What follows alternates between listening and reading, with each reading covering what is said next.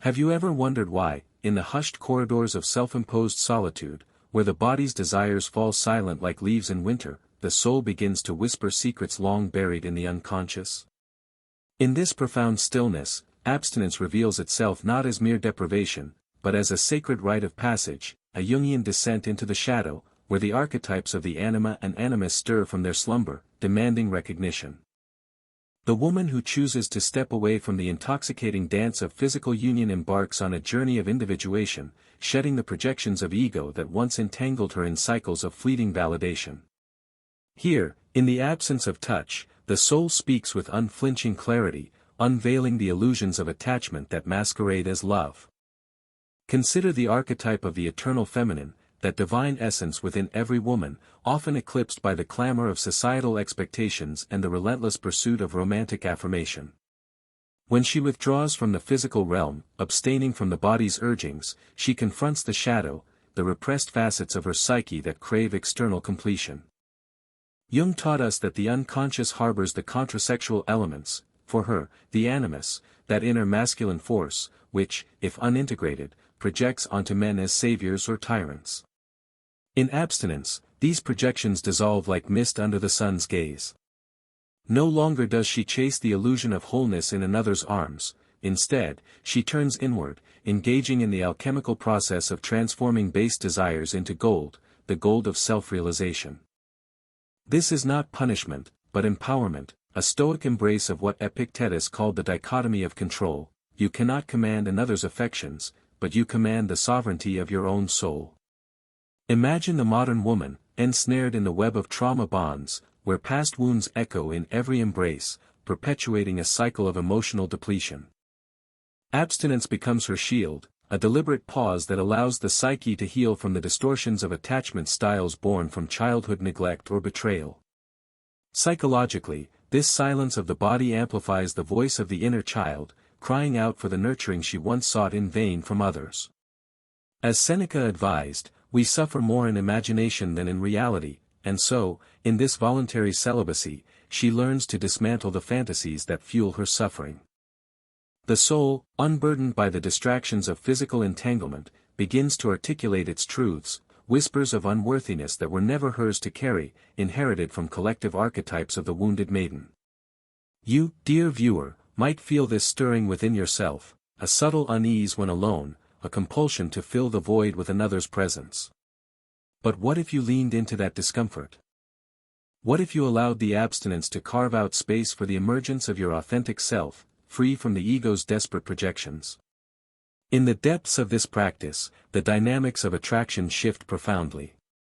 No longer does she emit the subtle signals of availability that draw in partners who mirror her unhealed shadows.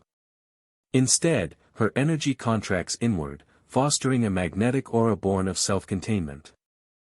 Jung's concept of the collective unconscious reveals how abstinence awakens the archetypal wise woman, the one who knows that true attraction stems not from seduction, but from the quiet power of individuation. She becomes the Stoic sage, as Marcus Aurelius pondered, the happiness of your life depends upon the quality of your thoughts. In silence, her thoughts purify, stripping away the layers of codependency that once defined her relationships. The male unconscious, with its anima projections of the ideal woman as nurturer or muse, finds no purchase here. She refuses to be the canvas for his unfinished psyche. This detachment breeds a profound emotional freedom, where abstinence is not loss, but reclamation, a return to the primal essence where body and soul align in harmonious dialogue. Yet, the path is not without its trials. The ego resists this silence, conjuring illusions of loneliness as punishment for daring to abstain. Modern psychology illuminates this as the activation of abandonment schemas, where the brain's reward circuits, conditioned by intermittent reinforcement in toxic dynamics, scream for the familiar high of intimacy. But in enduring this, she performs shadow work, integrating the parts of herself that fear solitude as annihilation. Epictetus reminds us, it's not what happens to you, but how you interpret it that matters. Interpret abstinence, then, as the soul's invitation to dialogue, to question the narratives of desirability that society imposes, narratives that reduce her to a vessel for another's desires. You may find yourself grappling with this very resistance, a restlessness that begs for distraction.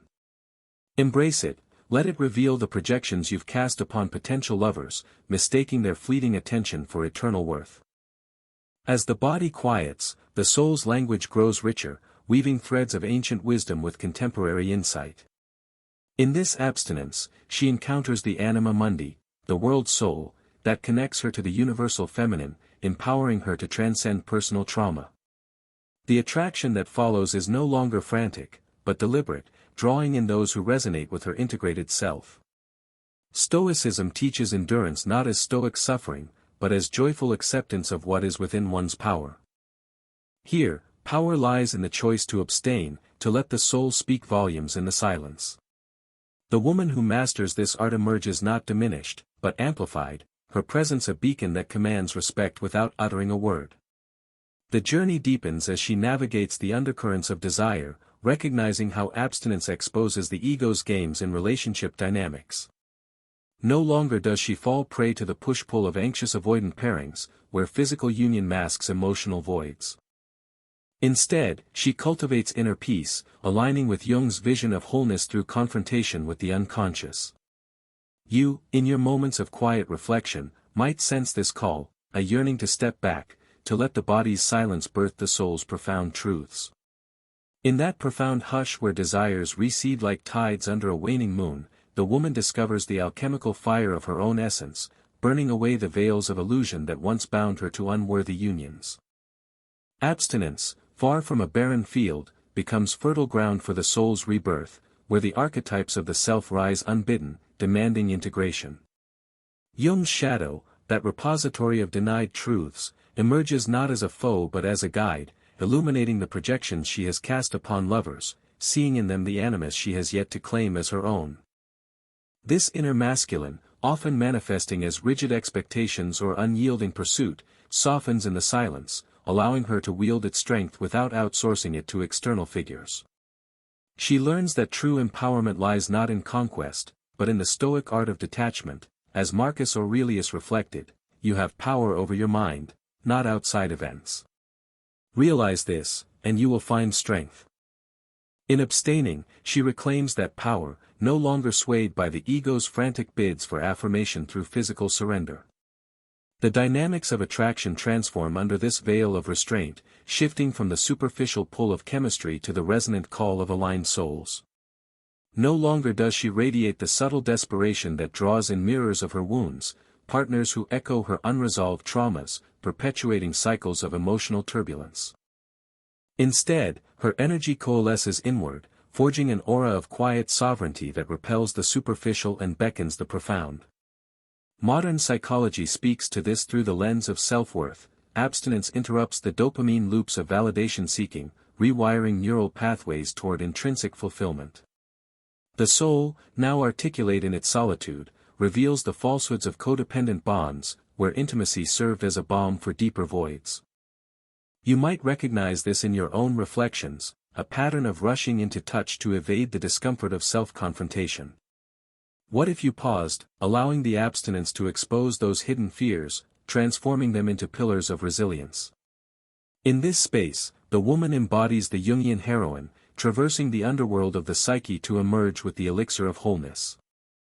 Consider the interplay of the male and female unconscious, where abstinence disrupts the archetypal dance of pursuit and surrender. The anima within men, that idealized feminine projection, often seeks the nurturing mother or elusive muse in women, leading to relationships fraught with unmet expectations. When she abstains, she refuses to play this role, compelling him to confront his own shadows rather than projecting them onto her. This act of withdrawal fosters genuine connection, born not from need but from mutual individuation. Epictetus's wisdom echoes here: don't demand that things happen as you wish, but wish that they happen as they do happen, and you will go on well. She applies this to her desires, accepting the silence as a teacher, not a tormentor. Trauma psychology underscores the healing in this choice, abstinence as a boundary that protects the vulnerable self, allowing time for somatic release of stored pains, where the body, once a battleground of betrayals, becomes a temple of peace. As the soul's voice grows bolder, It unravels the threads of societal conditioning that equate a woman's value with her desirability. In the collective unconscious, archetypes like the seductress or the martyr loom large, pressuring her to perform intimacy as proof of worth.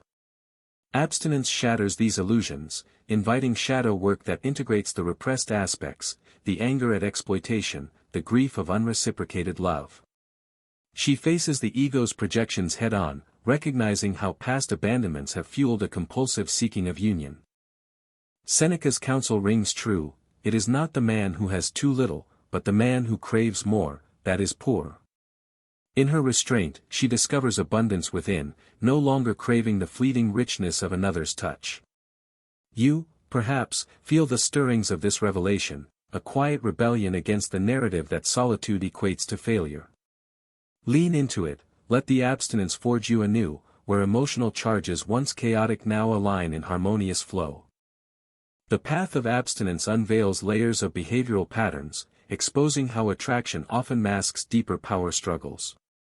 In the absence of physical expression, she observes the subtle manipulations, the games of withholding and chasing that define unbalanced dynamics.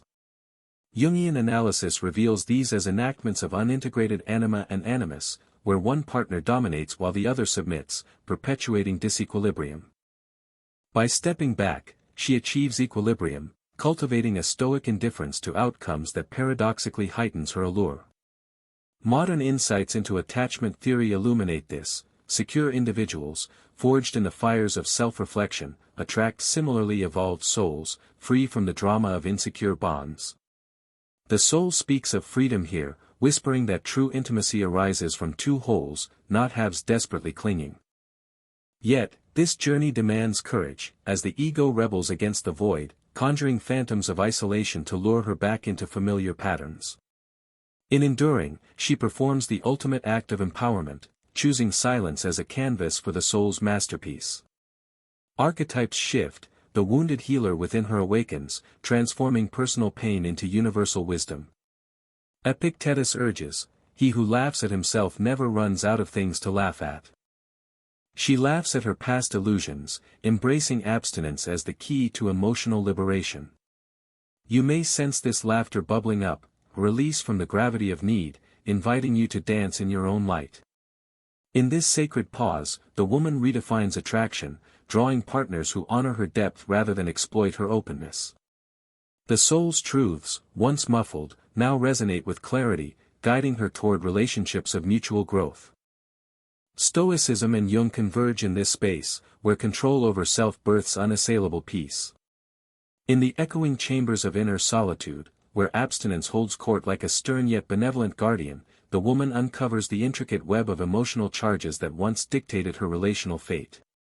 The soul, liberated from the body's clamor, articulates the subtle manipulations of the ego, those projections that transform lovers into screens for unresolved anima conflicts. Jung's teachings on the contrasexual soul reveal how, in men, the anima often appears as the enchanting siren or the devouring mother, drawing women into roles that stifle their individuation. By abstaining, she breaks this spell, refusing to embody his fantasies, and instead integrates her own animus, the assertive, logical force that empowers her to stand firm against emotional exploitation. This integration fosters a stoic resilience, akin to Seneca's assertion, "The whole future lies in uncertainty, live immediately." She lives in the immediacy of her own truth, no longer postponing self-worth for the promise of union. Attraction dynamics, once fueled by the fire of immediate gratification, now simmer in the crucible of patience, revealing partners worthy of her evolved self. No longer does she succumb to the allure of charismatic shadows, those who charm with words but withhold genuine presence. Modern trauma psychology highlights how abstinence serves as a reset, disrupting hypervigilant patterns born from betrayal, allowing the nervous system to recalibrate toward trust in solitude. The soul speaks of boundaries here, etched not in stone but in the fluid wisdom of the unconscious, where archetypes like the wise crone emerge to guide her discernment. You might feel this guidance as an intuitive nudge, a whisper urging you to question the rush toward intimacy, to probe whether it stems from authentic desire or a fear of the void. Embrace that void, let it become the womb from which your empowered choices are born, free from the distortions of past wounds. As layers peel away, the interplay between abstinence and self-worth deepens, exposing how societal archetypes diminish the feminine to mere objects of desire. In the collective unconscious, the maiden is perpetually pursued, her value measured by conquests, but in silence, she transcends to the mother archetype, not as caregiver to others, but as nurturer of her own psyche. Epictetus's philosophy reinforces this: freedom is the only worthy goal in life. It is won by disregarding things that lie beyond our control. She disregards the uncontrollable affections of others, finding freedom in the soul's unyielding voice, which affirms her inherent completeness. Behavioral analysis shows this shift manifesting in heightened emotional intelligence, observing red flags not as obstacles but as invitations to deeper shadow work. The woman who abstains learns to dance with her darkness, integrating the jealousy, the longing, the rage that once sabotaged her connections. Yet, the soul's revelations extend to the male unconscious, where abstinence acts as a mirror, reflecting back his unintegrated anima. Men, often projecting their emotional needs onto women, find in her restraint a challenge to their own growth, a call to confront the vulnerabilities they evade through physical dominance. This dynamic fosters mutual evolution, where attraction blooms from shared individuation rather than parasitic dependency. Stoic detachment becomes her armor, not cold but compassionate, allowing her to engage without entanglement. Marcus Aurelius pondered, "Reject your sense of injury and the injury itself disappears." In applying this, she rejects the perceived injury of loneliness, transforming it into a sanctuary of growth. You, in contemplating your own patterns, may uncover similar injuries, echoes of rejection that abstinence can heal, turning scars into sources of strength. The emotional charge of abstinence intensifies as it unmasks the games of power in relationships, where physical union often serves as currency in unspoken negotiations. Jungian depth psychology illuminates these as enactments of archetypal struggles, the hero's quest distorted into conquest, the heroine's journey reduced to submission. By withdrawing, she reclaims her narrative, authoring connections that honor her soul's sovereignty. Trauma-informed views reveal how this pause facilitates somatic healing, releasing pent-up energies that once manifested as anxious attachments or avoidant retreats. The soul speaks poetically now, weaving tales of rebirth from the ashes of old desires, where each day of restraint adds a thread to the tapestry of self-mastery. In this profound quietude, behavioral shifts emerge organically. She attracts those who vibrate at her frequency, drawn not to her availability but to her authenticity. The Animus, fully embraced, lends her the clarity to choose partners who complement rather than complete her. Epictetus advises, "Make the best use of what is in your power, and take the rest as it happens." She wields her power in selection, letting the rest unfold without attachment. Modern psychology affirms the empowerment in this, abstinence as a tool for building secure attachment within, radiating an allure that is effortless and profound. As the journey unfolds, the woman encounters the ultimate truth: abstinence is the soul's forge, hammering out impurities until only pure essence remains. Shadows integrated, projections dissolved, she stands in the light of her own making, where emotional freedom whispers promises of unshakable peace. You sense it too, a burgeoning detachment from the need for validation, a rebirth in the silence that speaks louder than any embrace. In the radiant aftermath of such rebirth, where the soul's forge has tempered the spirit into unyielding grace, the woman navigates the world with a newfound detachment that borders on the divine. Abstinence, once a mere pause, evolves into a perpetual state of inner sovereignty, where the archetypes of the self coalesce into a harmonious whole. Jung's individuation process reaches its zenith here, as the integrated psyche no longer fragments under the weight of external desires, but stands as a pillar of wholeness amid the tempests of human connection. The Animus, now a trusted ally rather than a projected tyrant, lends her the discernment to see through the veils of illusion that cloak potential lovers. She observes the male unconscious with compassionate clarity, recognizing his anima-driven quests not as threats, but as reflections of his own uncharted depths. In this space, attraction ceases to be a battlefield of egos and becomes a serene exchange of equals, where bodies may eventually unite, but only after souls have communed in authenticity. Stoic philosophy intertwines with this empowerment, as Epictetus's dictum resonates: circumstances don't make the man, they only reveal him to himself. For her, abstinence reveals the unassailable core, stripping away the circumstantial cravings that once defined her worth. Modern psychological frameworks on self-esteem affirm this revelation: abstinence as a catalyst for intrinsic validation, where the brain's reward systems recalibrate from external highs to the steady glow of self-approval. The emotional charges that once surged like storms now flow as gentle currents, guiding rather than overwhelming. You may glimpse this in your own quiet moments: a softening of the heart's defenses, an invitation to release the grip on outcomes, allowing the soul to orchestrate encounters with effortless precision. What if you surrendered to this flow, trusting that the silence holds more power than any fervent pursuit? As behavioral patterns crystallize in this enlightened state, the dynamics of relationships undergo a profound alchemy. No longer does she engage in the subtle power plays that masquerade as passion, the withholding of affection to elicit chase, or the overgiving that breeds resentment. Jungian shadow work has illuminated these as remnants of the unintegrated feminine, the parts that fear autonomy and thus cling to drama. In abstinence, she integrates them, emerging as the archetypal queen who rules her domain with benevolent authority. Trauma psychology sheds light on the healing trajectory: prolonged restraint fosters neuroplasticity, rewiring avoidance of solitude into embrace, transforming isolation into a sanctuary of creative potency. The soul speaks of abundance now, whispering that true attraction arises from overflow, not deficit, drawing in partners who add to her fullness rather than filling imagined voids.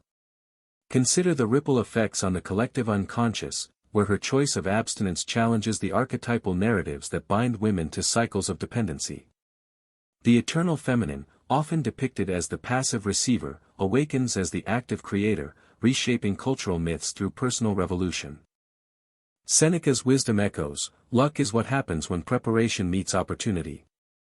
She prepares in silence, honing her psyche so that when opportunity, in the form of a resonant connection, arises, it meets a woman of unshakable poise. Emotional freedom blossoms here, detachment from validation not as apathy, but as liberated joy. You feel it stirring, perhaps, a liberation from the chains of expectation, where the body's silence amplifies the soul's symphony, composing harmonies of self-love that drown out the discord of doubt. Yet, this path demands ongoing vigilance, as the ego occasionally whispers temptations to revert to old ways, projecting unmet needs onto fleeting attractions.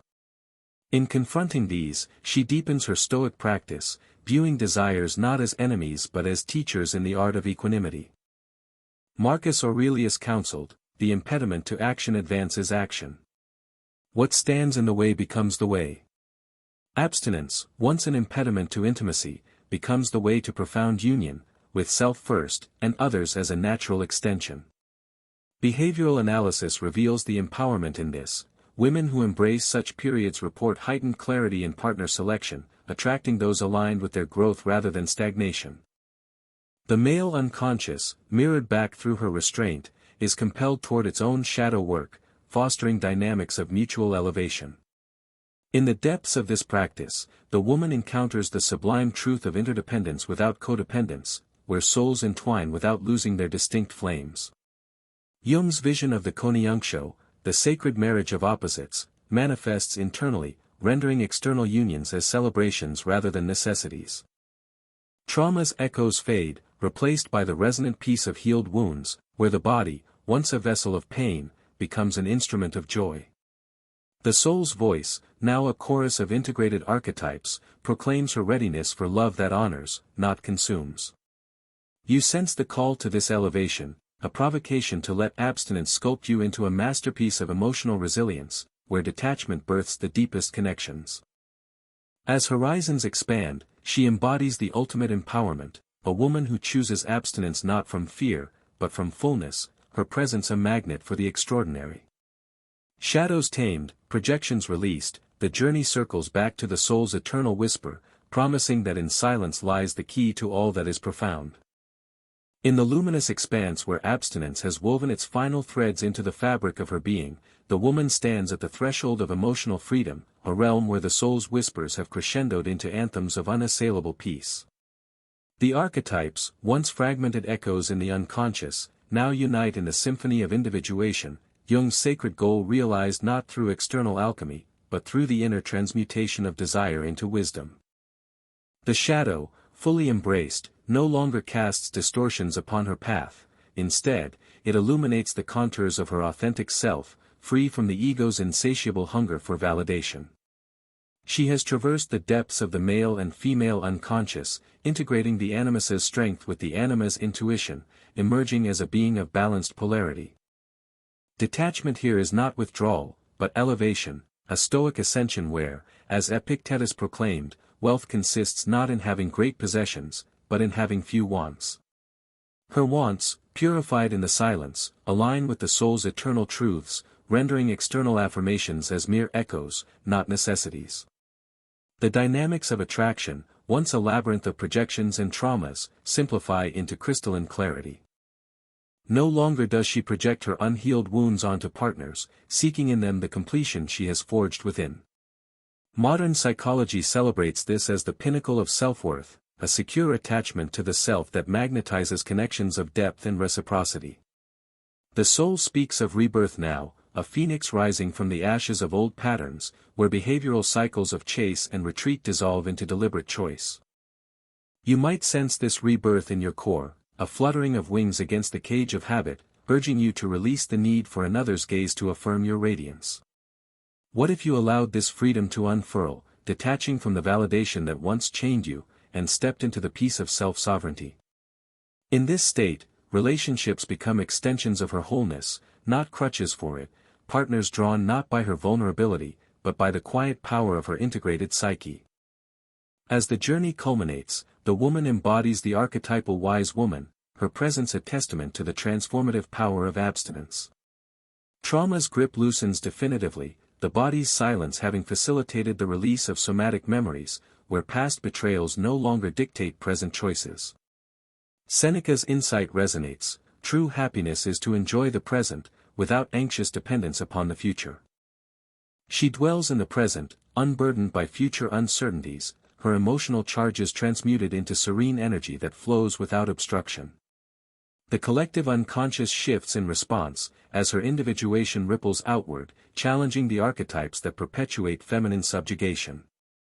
Men, encountering her detached grace, are provoked to their own shadow work, fostering unions where the anima and animus dance in harmony rather than conflict. Behavioral patterns evolve: she chooses with the animus's precision, loves with the anima's depth, and detaches with stoic equanimity. In this rebirth, detachment from external validation becomes the soul's greatest gift, a liberation that allows her to navigate the world with inner peace as her compass. No longer does the ego clamor for proof of desirability, instead, she rests in the knowledge of her intrinsic value, a flame that needs no fuel from others. Jung's vision of wholeness manifests fully, where the self emerges as the central archetype, guiding her toward experiences that amplify rather than define her. You feel it too, perhaps, a profound calm settling over the turbulence of need, a rebirth where the soul's voice declares your independence from the illusions of attachment. Emotional freedom dawns like a new sun, illuminating paths once shrouded in doubt, where abstinence has been the midwife to this awakened state. The woman, reborn in the silence, embraces a peace that transcends the physical, her soul speaking eternally of the power in restraint. Shadows integrated, projections shattered, she walks in light, choosing connections that honor her essence. Detachment births true intimacy, validation yields to self-knowing, and the journey ends in the serenity of wholeness.